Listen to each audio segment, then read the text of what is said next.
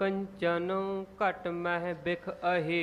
ਇਸੇ ਕਰਕੇ ਕਵੀ ਜੀ ਇਹ ਬਚਨ ਆਖਦੇ ਨੇ, ਕਹਿੰਦੇ ਇਹਨਾਂ ਦੀਆਂ ਕੀਤੀਆਂ ਹੋਈਆਂ ਇਹ ਸਾਰੀਆਂ ਗੱਲਾਂ ਬਿਲਕੁਲ ਉਸੇ ਤਰ੍ਹਾਂ ਹੀ ਨੇ ਜਿਵੇਂ ਘੜਾ ਸੋਨੇ ਦਾ ਹੋਵੇ, ਦੇਖਣ ਨੂੰ ਬੜਾ ਸੁੰਦਰ ਹੋਏਗਾ, ਸੋਹਣਾ ਵੀ ਹੋਏਗਾ ਤੇ ਬੜਾ ਕੀਮਤੀ ਵੀ ਹੋਏਗਾ, ਮਹਿੰਗੇ ਮੁੱਲ ਦਾ ਵੀ ਹੋਏਗਾ, ਪਰ ਕਹਿੰਦੇ ਅੰਦਰ ਉਹਦੇ ਜ਼ਹਿਰ ਹੋਵੇ। ਘੜਾ ਸੋਨੇ ਦਾ ਹੈ ਪਰ ਅੰਦਰ ਉਹਦੇ ਜ਼ਹਿਰ ਹੈ, ਤੇ ਜੇ ਜ਼ਹਿਰ ਸੋਨੇ ਦੇ ਘੜੇ ਦੇ ਵਿੱਚ ਵੀ ਪਰੋਸੀ ਜਾ ਰਹੀ ਹੈ ਤੇ ਇਹਦੇ ਨਾਲ ਜ਼ਹਿਰ ਦੀ ਤਾਸੀਰ ਬਦਲ ਨਹੀਂ ਜਾਣੀ। ਇਹ ਨਹੀਂ ਕਿ ਇਹ ਜਿਹੜੀ ਜ਼ਹਿਰ ਹੈ ਇਹ ਮਾਰੇਗੀ ਨਹੀਂ, ਇਹ ਖਤਮ ਨਹੀਂ ਕਰੇਗੀ। ਜ਼ਹਿਰ ਨੇ ਤਾਂ ਆਪਣਾ ਅਸਰ ਦਿਖਾਉਣਾ ਹੀ ਦਿਖਾਉਣਾ ਹੈ। ਕੁਝ ਇਸੇ ਤਰ੍ਹਾਂ ਦੇ ਨਾਲ ਜਿਹੜੀਆਂ ਕਸਮਾਂ ਇਹਨਾਂ ਨੇ ਖਾਧੀਆਂ ਆਪਣੇ ਧਰਮ ਦੀਆਂ, ਆਪਣੇ ਇਸ਼ਟ ਦੀਆਂ, ਠਾਕੁਰ ਦੀ ਪੂਜਾ ਕਰਦੇ ਨੇ, ਪਹਾੜੀ ਰਾਜੇ ਇਸ਼ਟ ਜਾਣ ਕੇ ਪੂਜਦੇ ਨੇ ਤੇ ਠਾਕੁਰ ਦੀ ਸਹੁੰ ਖਾਂਦੇ ਪਏ ਨੇ, ਕਸਮ ਖਾਂਦੇ ਪਏ ਨੇ। ਜਿਹੜੇ ਸੂਬੇ ਨੇ ਜਾਂ ਔਰੰਗਜ਼ੇਬ ਹੈ ਇਹ ਹਜ਼ਰਤ ਮੁਹੰਮਦ ਦੀ ਕਸਮ ਖਾਂਦਾ ਹੈ, ਕੁਰਾਨ ਸ਼ਰੀਫ ਦੀਆਂ ਕਸਮਾਂ ਇਹ ਚੱਕਦੇ ਪਏ ਨੇ। ਜਿਹੜਾ ਇਸ਼ਟ ਹੈ, ਜਿਹੜਾ ਧਰਮ ਹੈ, ਇਹ ਇੱਕ ਤਰ੍ਹਾਂ ਦੇ ਨਾਲ ਸੋਨੇ ਦੇ ਵਾਂਗ ਹੈ। ਨਾ ਕੁਰਾਨ ਸ਼ਰੀਫ ਮਾੜੀ ਹੈ, ਨਾ ਹਜ਼ਰਤ ਮੁਹੰਮਦ ਸਾਹਿਬ ਮਾੜੇ ਨੇ, ਨਾ ਕਿਸੇ ਦੇ ਇਸ਼ਟ ਨੂੰ ਮਾੜਾ ਕਿਹਾ ਜਾ ਸਕਦਾ ਹੈ, ਨਾ ਠਾਕੁਰ ਨੂੰ ਮਾੜਾ ਆਖਿਆ ਜਾ ਸਕਦਾ ਹੈ। ਪਰ ਅਸਲ ਦੇ ਵਿੱਚ ਇਹ ਘੜਾ ਹੀ ਸੋਨੇ ਦਾ ਹੈ। ਇਹਦੇ ਵਿੱਚ ਪਰੋਸ ਇਹ ਆਪਣੇ ਵੱਲੋਂ ਜ਼ਹਿਰ ਹੀ ਰਹੇ ਨੇ ਕਿ ਕੋਈ ਇਹ ਦੇਖੇ ਨਾ ਕਿ ਇਹਦੇ ਅੰਦਰ ਕੀ ਹੈ। ਸੋਨੇ ਦਾ ਘੜਾ ਦੇਖ ਕੇ ਬਸ ਇਹਨੂੰ ਪ੍ਰਵਾਨ ਕਰ ਲਿਆ ਜਾਏ। ਤੇ ਸਾਡੇ ਨਾਲ ਹਰ ਵਾਰ ਹੁੰਦੀ ਹੈ ਜਦੋਂ ਵੀ MLA MP ਦੀਆਂ ਵੋਟਾਂ ਪੈਂਦੀਆਂ ਨੇ, ਇਲੈਕਸ਼ਨ ਹੁੰਦਾ ਹੈ, ਇਸੇ ਤਰ੍ਹਾਂ ਹੁੰਦੀ ਹੈ। ਸੋਨੇ ਦੇ ਘੜੇ ਦੇ ਵਿੱਚ ਜ਼ਹਿਰ ਸਾਨੂੰ ਪਰੋਸੀ ਜਾਂਦੀ ਹੈ।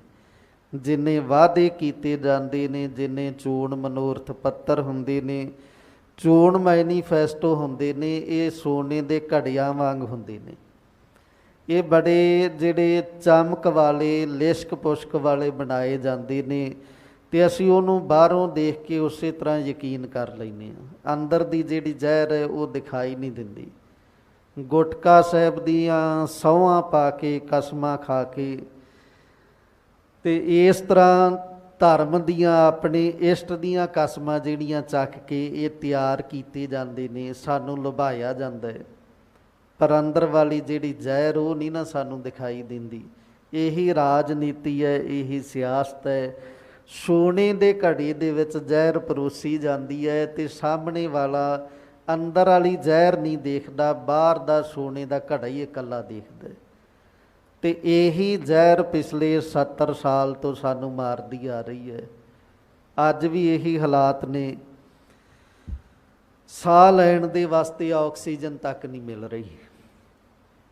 ਦਵਾਈਆਂ ਦੂਰ ਦੀ ਗੱਲ ਹੈ, ਦਵਾਈ ਮਿਲਣੀ, ਇਲਾਜ ਹੋਣਾ, ਇੰਨੀ ਦਿੱਕਤ ਹੈ ਕਿ ਹਸਪਤਾਲਾਂ ਦੇ ਵਿੱਚ ਮਰੀਜ਼ਾਂ ਨੂੰ ਦਾਖਲ ਨਹੀਂ ਕੀਤਾ ਜਾ ਰਿਹਾ। ਕਿਉਂਕਿ ਕੀਤਾ ਕਾਹਦੇ ਵਾਸਤੇ ਜਾਵੇ? ਨਾ ਉੱਥੇ ਬੈੱਡ ਨੇ, ਨਾ ਉੱਥੇ ਸਾਹ ਲੈਣ ਦੇ ਵਾਸਤੇ ਆਕਸੀਜਨ ਦਾ ਪ੍ਰਬੰਧ ਹੈ, ਨਾ ਕੋਈ ਦਵਾਈ ਹੈ। ਤੇ ਜੇ ਪੈਰਾਸੀਟਾਮੋਲ ਦੀਆਂ ਗੋਲੀਆਂ ਹੀ ਖਾਣੀਆਂ ਨੇ ਉਹ ਤਾਂ ਬੰਦਾ ਘਰੇ ਪਿਆ ਵੀ ਖਾ ਸਕਦਾ ਹੈ।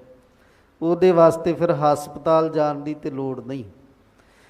ਤੇ ਇਹ ਸਿਸਟਮ ਸਾਡੀਆਂ ਸਰਕਾਰਾਂ ਦੇ ਵੱਲੋਂ ਬਣਾਇਆ ਹੋਇਆ ਇਹ ਕਿੰਨਾ ਅਸਫਲ ਹੈ, ਇਹ ਕਿੰਨਾ ਜਿਹੜਾ ਫੇਲ ਹੋ ਚੁੱਕਿਆ ਹੈ, ਇੱਕ ਤਰ੍ਹਾਂ ਦੇ ਨਾਲ ਖਤਮ ਹੋ ਚੁੱਕਿਆ ਹੈ।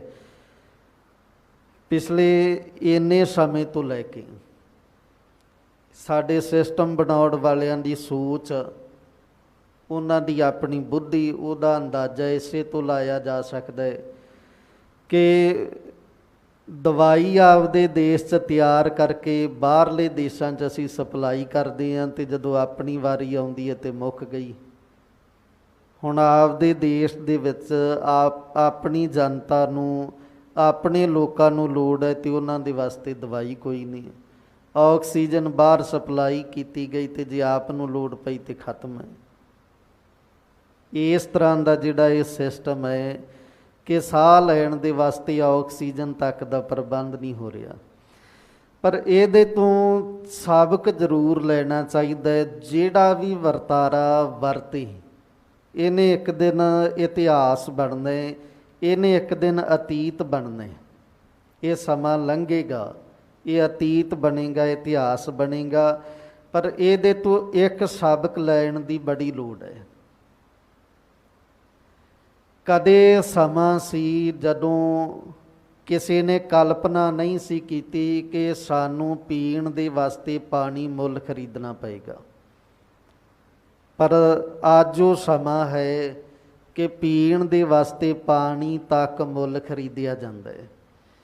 ਬੇਸ਼ੱਕ ਭਾਵੇਂ ਅੱਜ ਅਸੀਂ ਇਹ ਕਲਪਨਾ ਨਾ ਕਰੀਏ, ਵੈਸੇ ਹੁਣ ਸਾਨੂੰ ਸਮਝ ਲੈਣਾ ਚਾਹੀਦਾ ਹੈ ਕਿ ਇਹ ਸਮਾਂ ਅੱਜ ਬੇਸ਼ੱਕ ਭਾਵੇਂ ਇੱਕ ਬਿਮਾਰੀ ਕਰਕੇ ਨੌਬਤ ਆਈ ਹੈ ਕਿ ਸਾਹ ਲੈਣ ਦੇ ਵਾਸਤੇ ਆਕਸੀਜਨ ਵੀ ਮੁੱਲ ਖਰੀਦਣੀ ਪੈ ਰਹੀ ਹੈ। ਜਿਹੜਾ 200 250 ਰੁਪਏ ਦਾ ਸਿਲੰਡਰ ਹੈ ਉਹ ਹਜ਼ਾਰਾਂ ਦੇ ਵਿੱਚ ਵਿਕਦਾ ਪਿਆ ਹੈ, 50 ਹਜ਼ਾਰ ਤੱਕ ਵੇਚਿਆ ਜਾ ਰਿਹਾ ਹੈ। ਇੰਨੀ ਇਹ ਜਿਹੜੀ ਨੌਬਤ ਬੇਸ਼ੱਕ ਭਾਵੇਂ ਅੱਜ ਇਹ ਬਿਮਾਰੀ ਕਰਕੇ ਆਈ ਹੈ, ਪਰ ਜਿਸ ਤਰ੍ਹਾਂ ਦੀ ਬਿਰਤੀ ਅਸੀਂ ਲੈ ਕੇ ਚੱਲਦੇ ਹਾਂ, ਜਿਹੜੀ ਲਾਪਰਵਾਹੀ ਸਾਡੇ ਵੱਲੋਂ ਵਰਤੀ ਜਾ ਰਹੀ ਹੈ, ਆਉਣ ਵਾਲੇ ਟਾਈਮ ਦੇ ਵਿੱਚ ਕਦੇ ਉਹ ਸਮਾਂ ਵੀ ਆ ਸਕਦਾ ਹੈ ਕਿ ਸਾਨੂੰ ਪਾਣੀ ਦੇ ਵਾਂਗ ਆਕਸੀਜਨ ਮੁੱਲ ਖਰੀਦਣੀ ਪਵੇ। ਪਾਣੀ ਮਿਲਦਾ ਹੈ ਬੇਸ਼ੱਕ ਭਾਵੇਂ ਸ਼ੁੱਧ ਨਹੀਂ ਮਿਲਦਾ, ਇਸ ਕਰਕੇ ਸ਼ੁੱਧ ਪਾਣੀ ਪੀਣ ਦੇ ਵਾਸਤੇ ਮੁੱਲ ਖਰੀਦਿਆ ਜਾ ਰਿਹਾ ਹੈ। ਆਰਓ ਲੱਗੇ ਨੇ, ਫਿਲਟਰ ਲੱਗੇ ਨੇ, ਬੋਤਲਾਂ ਦੇ ਵਿੱਚ ਪਾਣੀ ਬੰਦ ਕਰਕੇ ਮੁੱਲ ਵੇਚਿਆ ਜਾਂਦਾ ਹੈ। ਅਸੀਂ ਮੁੱਲ ਖਰੀਦ ਰਹੇ ਹਾਂ ਅਤੇ ਆਉਣ ਵਾਲੇ ਸਮੇਂ ਦੇ ਵਿੱਚ ਇਸੇ ਤਰ੍ਹਾਂ ਇਹ ਹੋ ਸਕਦਾ ਕਿ ਆਕਸੀਜਨ ਵੀ ਸਾਨੂੰ ਇਸੇ ਤਰ੍ਹਾਂ ਮੁੱਲ ਖਰੀਦਣੀ ਪਏ। ਘਰਾਂ ਦੇ ਵਿੱਚ ਆਕਸੀਜਨ ਦੇ ਸਿਲੰਡਰ ਵੀ ਸਾਨੂੰ ਰੱਖਣੇ ਪੈ ਜਾਣ। ਪਰ ਇਹ ਨੌਬਤ ਕਿਉਂ ਆ ਰਹੀ ਹੈ? ਪਾਣੀ ਮੁੱਲ ਖਰੀਦਣ ਦੀ ਨੌਬਤ ਕਿਉਂ ਆਈ? ਕਿਉਂਕਿ ਪਾਣੀ ਦੀ ਸੰਭਾਲ ਦੇ ਪ੍ਰਤੀ ਅਸੀਂ ਕਦੇ ਸੁਚੇਤ ਹੋਈ ਨਹੀਂ। ਅੰਨ੍ਹੇਵਾਹ ਪਾਣੀ ਦੀ ਵਰਤੋਂ ਕੀਤੀ ਅਤੇ ਅੰਨ੍ਹੇਵਾਹ ਪਾਣੀ ਨੂੰ ਅਸੀਂ ਦੂਸ਼ਿਤ ਕੀਤਾ। ਕੁਝ ਇਸੇ ਤਰ੍ਹਾਂ ਹੋ ਰਿਹਾ ਹੈ ਜਿਵੇਂ ਪ੍ਰਦੂਸ਼ਣ ਦਿਨੋਂ ਦਿਨ ਵੱਧਦਾ ਜਾ ਰਿਹਾ ਹੈ, ਘਟਦਾ ਤਾਂ ਹੈ ਨਹੀਂ, ਅਤੇ ਇਹਦੇ ਨਾਲ ਹਵਾ ਵੀ ਦੂਸ਼ਿਤ ਹੋ ਰਹੀ ਹੈ। ਇਹ ਨੌਬਤ ਵੀ ਆ ਸਕਦੀ ਹੈ ਕਿ ਹਵਾ ਸਾਹ ਲੈਣ ਦੇ ਵਾਸਤੇ ਮੁੱਲ ਅਸੀਂ ਲਈਏ, ਪਰ ਇਹ ਨਾ ਆਵੇ। ਜੇ ਸਾਡੇ ਸਮੇਂ ਦੇ ਵਿੱਚ ਨਾ ਆਵੇ ਜਾਂ ਸਾਡੀਆਂ ਆਉਣ ਵਾਲੀਆਂ ਪੀੜ੍ਹੀਆਂ ਦੇ ਸਮੇਂ ਦੇ ਵਿੱਚ ਇਹ ਨੌਬਤ ਨਾ ਆਵੇ, ਇਹਦੇ ਵਾਸਤੇ ਅੱਜ ਸੁਚੇਤ ਹੋਣ ਦੀ ਲੋੜ ਹੈ। ਜਿੰਨੇ ਵੱਧ ਤੋਂ ਵੱਧ ਦਰੱਖਤ ਅਸੀਂ ਲਾ ਸਕਦੇ ਹਾਂ, ਇਹ ਸਾਨੂੰ ਲਾਉਣੇ ਚਾਹੀਦੇ ਨੇ। ਅੰਨ੍ਹੇਵਾਹ ਦਰੱਖਤਾਂ ਦੀ ਕਟਾਈ ਅਸੀਂ ਕਰਦੇ ਹਾਂ ਅਤੇ ਬਾਅਦ ਦੇ ਵਿੱਚ ਕਦੇ ਇਹ ਯਤਨ ਨਹੀਂ ਕੀਤਾ ਕਿ ਦਰੱਖਤ ਲਾਇਆ ਜਾਏ। ਕਟਾਈ ਅਸੀਂ ਅੰਨ੍ਹੇਵਾਹ ਕਰਦੇ ਹਾਂ। ਇਹ ਸੁਚੇਤ ਹੋਈਏ, ਜਿੰਨਾ ਹੋ ਸਕਦਾ ਹੈ ਵੱਧ ਤੋਂ ਵੱਧ ਦਰੱਖਤ ਲਾਈਏ। ਹਵਾ ਵੀ ਸ਼ੁੱਧ ਤਾਂ ਰਹੇਗੀ ਅਤੇ ਮਿਲੇਗੀ ਤਾਂ। ਸਾਹ ਲੈਣ ਦੇ ਵਾਸਤੇ ਜਿਹੜੀ ਆਕਸੀਜਨ ਹੈ ਇਹ ਸਾਨੂੰ ਦਰੱਖਤਾਂ ਤੋਂ ਹੀ ਮਿਲਣੀ ਹੈ, ਅਤੇ ਜੇ ਦਰੱਖਤ ਰਹੇ ਇਹਨਾਂ ਤੇ ਆਕਸੀਜਨ ਮਿਲੇਗੀ ਕਿੱਥੋਂ? ਇਸ ਕਰਕੇ ਅੱਜ ਦੇ ਸਮੇਂ ਦੇ ਵਿੱਚ ਸਭ ਕੁਝ ਅੱਖੀਂ ਦੇਖ ਕੇ ਵੀ ਇਹ ਅਰਦਾਸ ਕਰੀਏ ਕਿ ਸਾਡੇ 'ਤੇ ਇਹ ਨੌਬਤ ਕਦੇ ਆਵੇ ਨਾ, ਅਤੇ ਨਾਲ ਸੁਚੇਤ ਹੋਈਏ। ਵੱਧ ਤੋਂ ਵੱਧ ਦਰੱਖਤ ਜਿਹੜੇ ਲਾਉਣੇ ਚਾਹੀਦੇ ਨੇ। ਇੱਕ ਗੱਲ ਘੱਟੋ ਘੱਟ ਸਾਨੂੰ ਸਮਝਣੀ ਚਾਹੀਦੀ ਹੈ ਕਿ ਜਦੋਂ ਕਿਸੇ ਇੱਕ ਪ੍ਰਾਣੀ ਦੀ ਮੌਤ ਹੁੰਦੀ ਹੈ, ਜਦੋਂ ਇੱਕ ਸਰੀਰ ਦਾ ਸੰਸਕਾਰ ਕੀਤਾ ਜਾਂਦਾ ਹੈ, ਅਤੇ ਇੱਕ ਦੇ ਸਰੀਰ ਦੇ ਸੰਸਕਾਰ ਦੇ ਉੱਪਰ ਘੱਟ ਤੋਂ ਘੱਟ ਇੱਕ ਦਰੱਖਤ ਦੀ ਲੱਕੜ ਜਿਹੜੀ ਲੱਗ ਜਾਂਦੀ ਹੈ। ਇਕੱਲਾ ਬੰਦਾ ਆਪ ਨਹੀਂ ਸੜਦਾ, ਇਕੱਲਾ ਸਾਡਾ ਸਰੀਰ ਨਹੀਂ ਸੜਦਾ, ਇੱਕ ਸਰੀਰ ਦੇ ਨਾਲ ਇੱਕ ਦਰੱਖਤ ਵੀ ਸੜਦਾ ਹੈ। ਅਤੇ ਘੱਟੋ ਘੱਟ ਇੰਨਾ ਤਾਂ ਹਰ ਇੱਕ ਬੰਦਾ ਕਰੇ ਕਿ ਜੇ ਮੈਂ ਆਪਣੇ ਜਿਉਂਦੇ ਜੀ ਇੱਕ ਦਰੱਖਤ ਲਾ ਕੇ ਉਹਨੂੰ ਪਾਲ ਲਵਾਂ, ਜਿਹੜਾ ਨਾਲ ਲੈ ਕੇ ਸੜਦਾ ਹੈ, ਘੱਟ ਤੋਂ ਘੱਟ ਇੱਕ ਦਰੱਖਤ 'ਤੇ ਮੈਂ ਲਾਵਾਂ।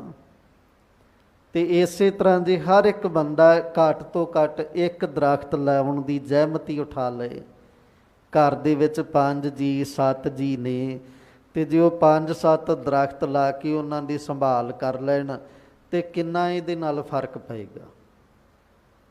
ਤੇ ਨਹੀਂ ਇੱਕ ਦਿਨ ਇਹ ਨੌਬਤ ਸੱਚਮੁੱਚ ਆ ਜਾਣੀ ਹੈ। ਅੱਜ ਵੀ ਆਈ ਹੈ, ਬੇਸ਼ੱਕ ਭਾਵੇਂ ਬਿਮਾਰੀ ਕਰਕੇ ਹੀ ਆਈ ਹੈ, ਪਰ ਇਹ ਹੋ ਸਕਦਾ ਹੈ ਕਿ ਕੁਦਰਤ ਦੇ ਵੱਲੋਂ ਇਹ ਸਾਡੇ ਵਾਸਤੇ ਇੱਕ ਅਲਾਰਮ ਹੀ ਹੋਵੇ, ਸਾਨੂੰ ਜਗਾਉਣ ਦੇ ਵਾਸਤੇ, ਸਾਨੂੰ ਸੁਚੇਤ ਕਰਨ ਦੇ ਵਾਸਤੇ। ਇਹ ਹੋ ਸਕਦਾ ਹੈ ਕਿ ਇੱਕ ਅਲਾਰਮ ਹੀ ਹੋਵੇ ਕਿ ਅੱਜ ਵੀ ਮੌਕਾ ਹੈ, ਅੱਜ ਵੀ ਸੰਭਲ ਜਾਓ। ਇਹ ਸੁਚੇਤ ਹੋਣ ਦੀ ਲੋੜ ਹੈ, ਇਸ ਕਰਕੇ ਇਹ ਜ਼ਰੂਰੀ ਹੈ। ਪਰ ਇਹ ਜਿਸ ਤਰ੍ਹਾਂ ਦੇ ਹਾਲਾਤ ਬਣੇ ਨੇ, ਇਹਦੇ ਤੋਂ ਸਪਸ਼ਟ ਹੈ ਕਿ ਜਿਹੜੇ ਵਾਅਦੇ ਚੋਣਾਂ ਵੇਲੇ ਕੀਤੇ ਜਾਂਦੇ ਨੇ, ਇਹ ਸੋਨੇ ਦੇ ਘੜੇ ਦੇ ਵਾਂਗ ਹੁੰਦੇ ਨੇ, ਅੰਦਰ ਇਹਨਾਂ ਦੇ ਜ਼ਹਿਰ ਹੀ ਪਰੋਸੀ ਜਾਂਦੀ ਹੈ।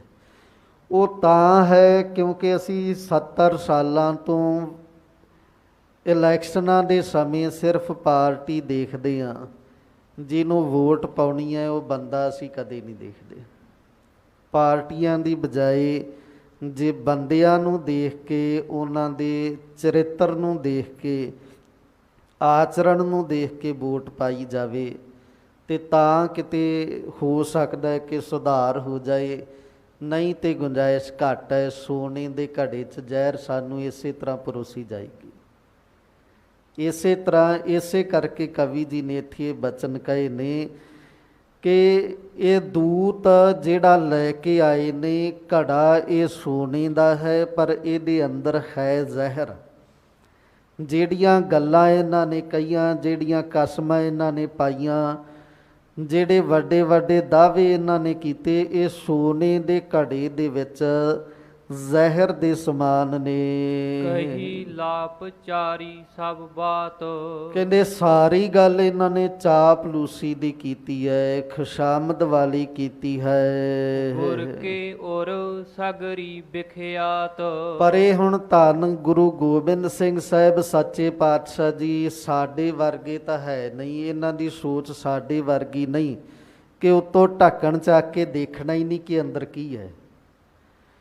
ਸ਼੍ਰੀ ਗੁਰੂ ਗੋਬਿੰਦ ਸਿੰਘ ਸਾਹਿਬ ਜੀ ਨੇ ਢੱਕਣ ਚੱਕਣ ਤੋਂ ਬਿਨਾਂ ਹੀ ਇਹ ਜਾਣ ਦਿਆ ਹੈ ਕਿ ਇਹਦੇ ਅੰਦਰ ਜ਼ਹਿਰ ਹੈ। ਗੁਰ ਕੇ ਔਰ ਸਗਰੀ ਵਿਖਿਆਤ, ਸਤਿਗੁਰੂ ਜੀ ਤੋਂ ਲੁਕਿਆ ਕੁਝ ਨਹੀਂ, ਲੁਕਾਇਆ ਕੁਝ ਨਹੀਂ ਜਾ ਸਕਦਾ। ਧੰਨ ਸ਼੍ਰੀ ਗੁਰੂ ਗੋਬਿੰਦ ਸਿੰਘ ਸਾਹਿਬ ਸਾਰੀ ਗੱਲ ਚੰਗੀ ਤਰ੍ਹਾਂ ਜਾਣਦੇ ਨੇ। ਜੋ ਕੁਝ ਇਹ ਬਾਹਰੋਂ ਕਹਿ ਰਹੇ ਨੇ ਕੇਵਲ ਉਹ ਹੀ ਨਹੀਂ, ਬਲਕਿ ਜਿਹੜਾ ਕੁਝ ਇਹਨਾਂ ਦੇ ਅੰਦਰ ਹੈ, ਜੋ ਕੁਝ ਇਹਨਾਂ ਦੇ ਦਿਲੋਂ ਦਿਮਾਗ ਦੇ ਵਿੱਚ ਚੱਲਦਾ ਹੈ, ਅੰਤਰਜਾਮੀ ਸਤਿਗੁਰੂ ਜੀ ਦਿਲਾਂ ਦੀਆਂ ਜਾਣਨ ਵਾਲੇ, ਉਹ ਸਾਰੀ ਗੱਲ ਚੰਗੀ ਤਰ੍ਹਾਂ ਜਾਣਦੇ ਨੇ।